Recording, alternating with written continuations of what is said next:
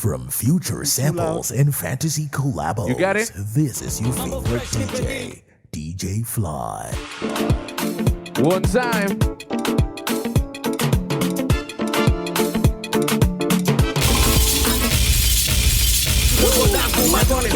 Hapo liko uko fresh mwanangu. Nilipo mwana ni fresh na brand na waza cash. Nilipo hali ni vipi ama mwani ni mshika. Badaiza kuna noma. Nala stura mwanangu na ngoma. What's up, people?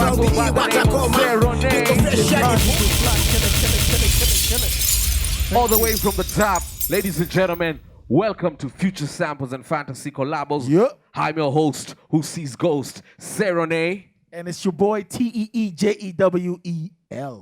If you're watching us all over the world, today we are about to make history.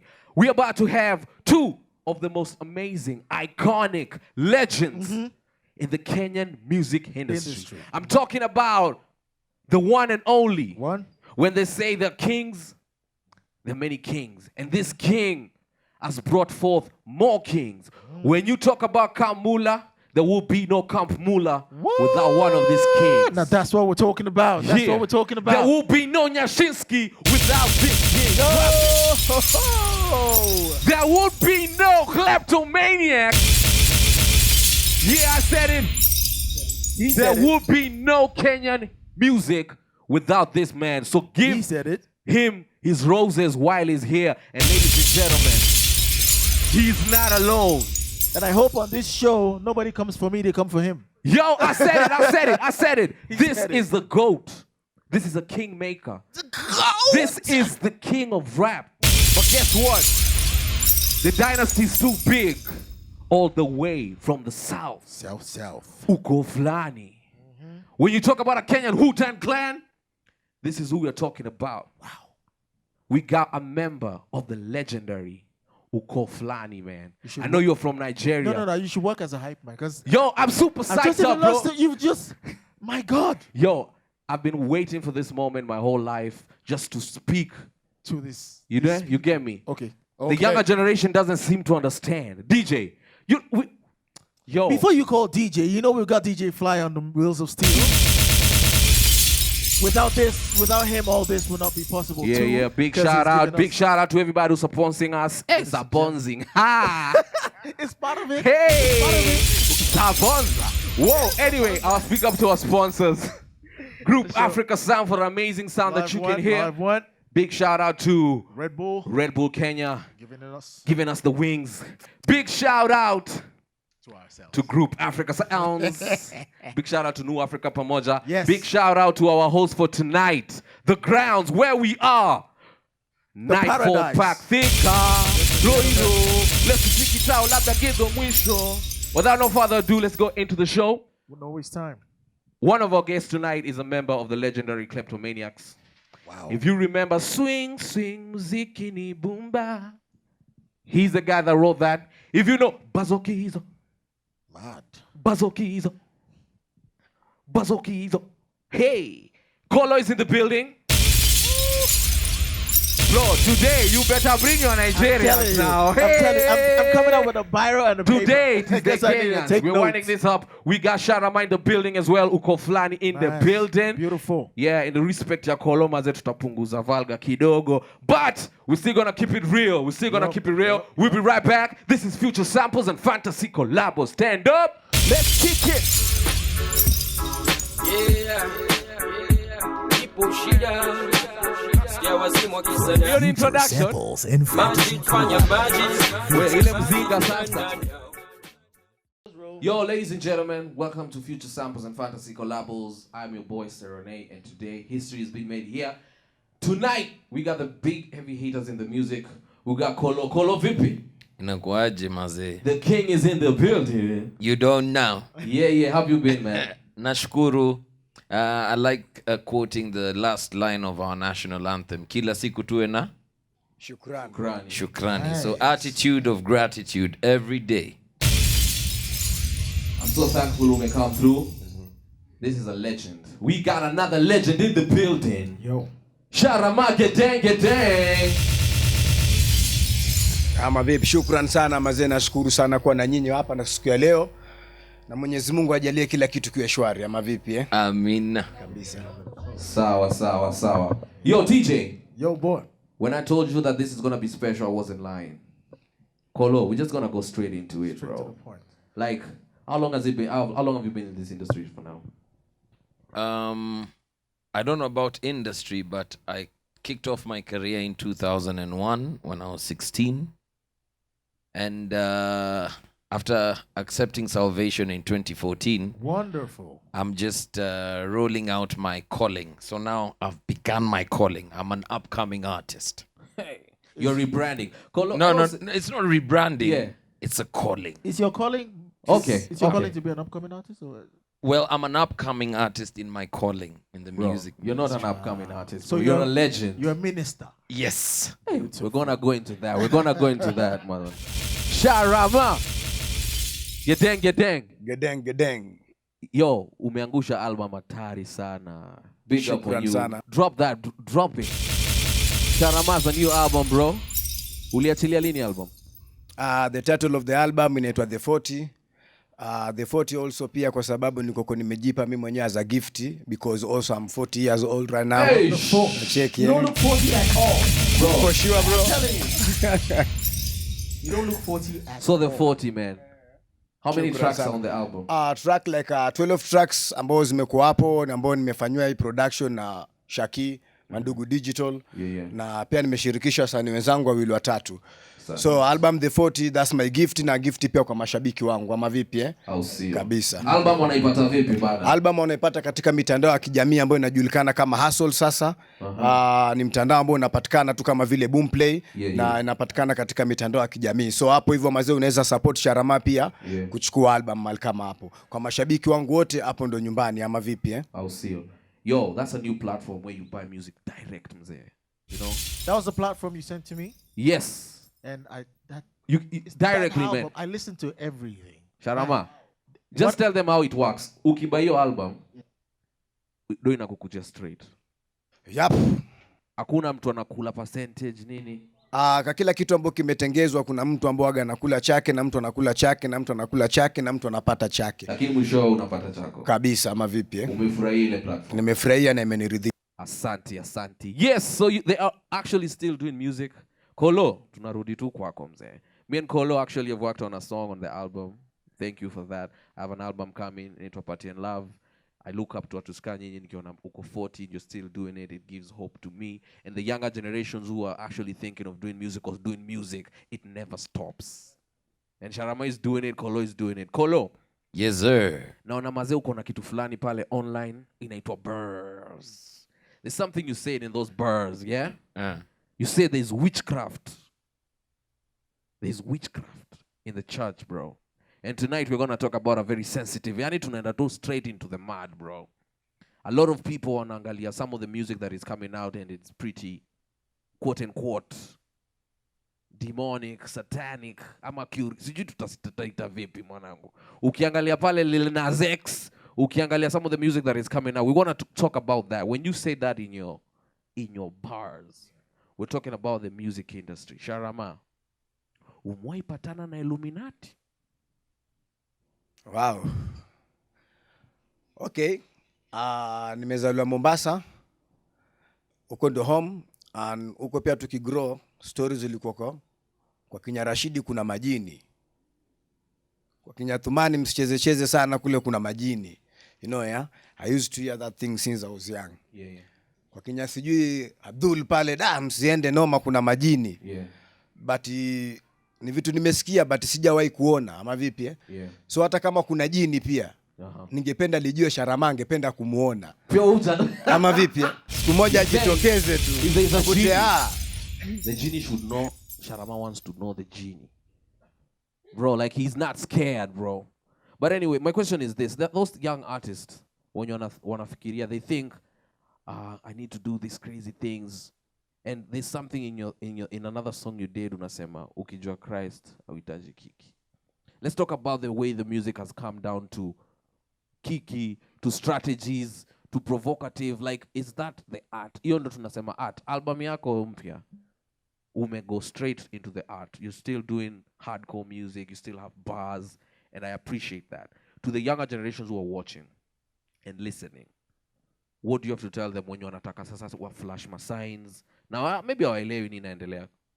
Okay, tying into the first question uliniuliza kuhusu uchawi kanisani mejana kumechacha. Ina mean tu venye tu nilisema hapo, hata sugarcoat anything. Tuseme state ya nation yetu ama nation yote, the state of a nation. If you want to know the state of a nation, it's reflected by the church. Really? Yes. What about nations that have no church? The church is global. Saudi Arabia. There's a church in Saudi Arabia. Okay, it's trying to talk about, like, there's this thing where people say, oh, guys are trying to be, yani hawataki kukwaza mtu. So kila kitu nati, oh, si kwenda extreme Christianity. That's what they're saying. Let me clarify. Yeah. The church is you, the church is him, the church is you, the church is everyone. Yeah. You know? We may be serving or fellowshipping under different ministries, and those are the divisions. You get? Okay. In the interdenominational wars Yeah. is what I describe as witchcraft. Because God's original plan was not division. Like a cult. Well, not necessarily cult, but I'm talking about the kind of lack of order within the body. So Collo, I get what you're saying. I know that's a long topic. We can't discuss that. Yes, you know? well, we're I bringing just it back to the music. I put in it the music industry, bro. That's why I put it in the bars. Yeah, in the bars. So when I say that line, Yeah. I was specific because this comes from experience. True. And so when you tie back to the question about the young guys and flashing the signs, there are different spheres of influence that shape up a culture of a nation. True. One of those most significant mountains is the mountain of celebration, which is music, sports, arts, entertainment in general. You know, and within that mountain, there's the industry, the economy, what drives the economy within that. Yes. Now, in Kenya, we are yet, especially the natives, are yet to see a proper functioning industry. What we have right now is a music scene with great opportunities and great ideas. So that lack of order is where I see my purpose coming in, and that's what I'm calling about the calling. That's what I refer to as my calling. So exactly. in your words, you're saying that the industry is more like the cockroach factor, where everyone is out for himself alone. Well, currently that's a state, because if you think Let's about get into that, man. Producer is like, time. We're going to get into that after this break. We'll be right back. Future samples of Fantasy Collabo. That was such a tough intro, bro. We're going into deep things. Kwanzaa. We'll be right back. From future samples and fantasy collabos, this is your favorite DJ, DJ Fly. Fly. Where we're talking Now we're about going. the music. You could test the waters. I wanted to ask you a very annoying question. I was saying, is it because you've enjoyed the life that you feel like, okay, I'm done, let me now go to the Christian world, let me just enjoy that one too. You know, when I'm done, I'll probably die a great man. So what's that's actually a very good question, because that's exactly what's been happening, you know. But for me, to be very, very honest, I'm coming from a point where I started out my career in 2001. I was 16. Wow. So I used to sneak out of school, bro. From 2001, and you know, being all over the place at such an age, to actually being a force to part of a culture that was really well. So 16 was like from 2, from 3. From 2. From 2. Yes. Wow. You know. Where was I 2001? Bro, Just continue, bro. Watch amalize the point. Okay, sir. So you know, if you think about it, at that time, Kenya had a very vibrant entertainment scene, because we're just transitioning power from Mzee Moi, who was the president for 24 years, and then Kibaki came in. 24 years. Yes, so you can imagine at that point, everyone was able to express themselves the way they would feel like. Especially, it was a breakthrough for The artists. breath of freedom. Exactly. Yeah. So, even given the opportunity, there was a huge need for mentorship for such raw young talent. Because we were just all over the place. And I was actually in Sharama. I was talking Sharama Leon. I was telling him, like, when us guys started out, it was purely for the love of music. It wasn't about money. It wasn't about even fame. We were just doing it because we love rapping. We love making music. This is what we do, and we wake up every day. Then, at the point money came in, Yeah. Well, the question is, why should money always be the problem? Well, The because music it's industry- money. Yeah, because okay, we are in the music segment, yeah. Yeah. Okay, in the industry, we know that money will do the beats, money will have to mix, money will have to, promote and all that. Yeah. But you see, when they started DJ, the music was very different. It wasn't like structured the way it is right now. there's something he's asking. Yeah. Well, because then a lot of people I've noticed that a lot of Kenyans will be like, oh, music was hot back then. We were enjoying music back then, and now money came in. Why should now, if you're trying to tell me that back then money was not a factor and it was interesting? Okay. So you don't need money to make music. Is that what you're trying to tell me? No. I don't think so. No. Money is key because we're talking about another sphere of influence, which is economy. Now, the economy has the financial aspect. Yeah. And cash rules. Money is an expensive sport. Music. If you need to get into music production, you need to have money. You see. And at that point, when us guys kicked off, there was a very wide gap where I guess there was a need for content to be put out, and the demand was so huge that even the producers we were working with then, it wasn't about money. So we had the talent, there was production available and top notch. We collaborated, put out the music, well embraced.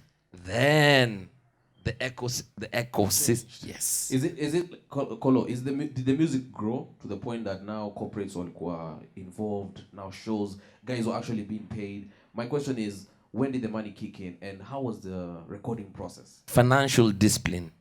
There was lack of financial discipline because the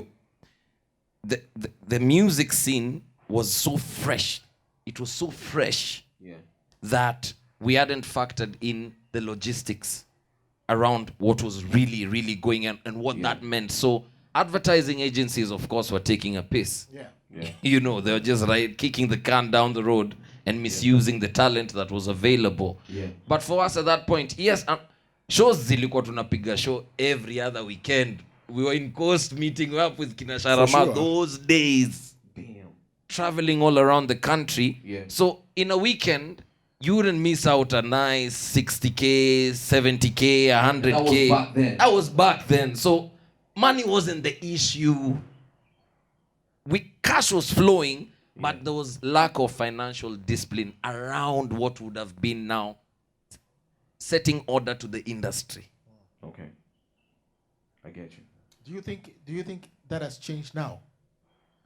Well, of course, It's if you changing. it's changed. Changing or it's changed. They're two. It means two different things. If it is totally changed, we should see the change. Well, dynamics are different when you think about the kind of leadership that we have. You think of Kenya, you think of a very capitalistic nation.